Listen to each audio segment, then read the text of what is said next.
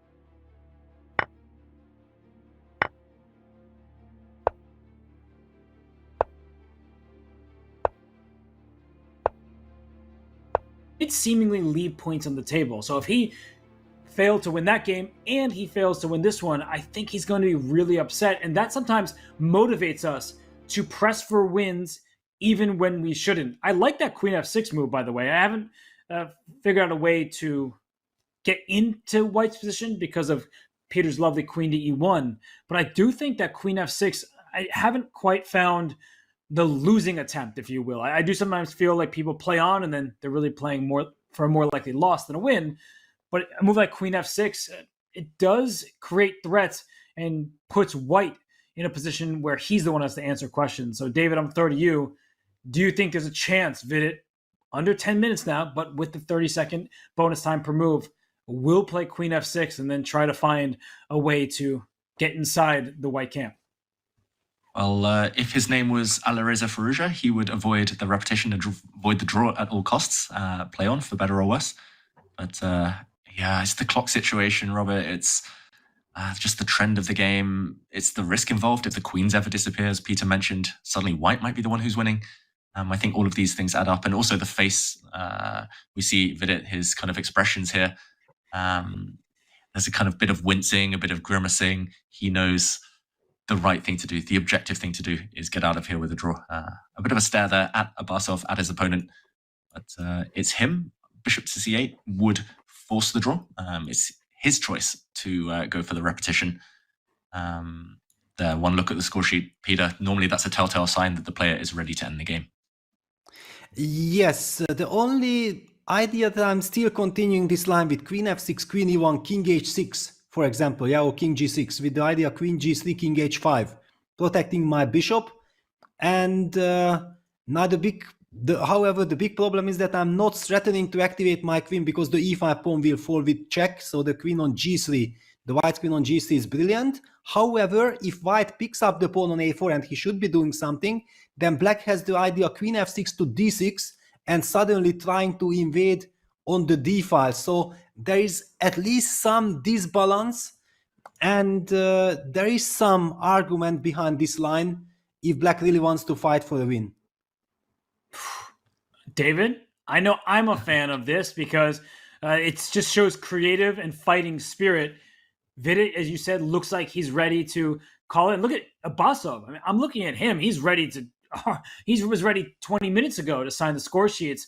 But that could mean that he's lulled into a sense of complacency, like the result is already in the books. And could that motivate Vidit to play on? Because it's not like white has figured everything out just yet. Yeah, Abasov, I was going to call him Abasov. He looked so bored in that position on the camera there. He looked, as you say, ready to get out of there. But yeah, again, it's the clock situation. If Vidit had 20 minutes more and he saw Abasov maybe relaxing like that, he might have continued. Wow. But ultimately, we see Handshake. the handshake. Yeah, it's the correct decision. It's the correct decision. The problem, though, is when you know it's the correct decision, but your heart wants you to play on. And you could see Vidit expressing disappointment. The players, as they do, they're analyzing what could have been. And I think in Vidit's case, he feels what should have been.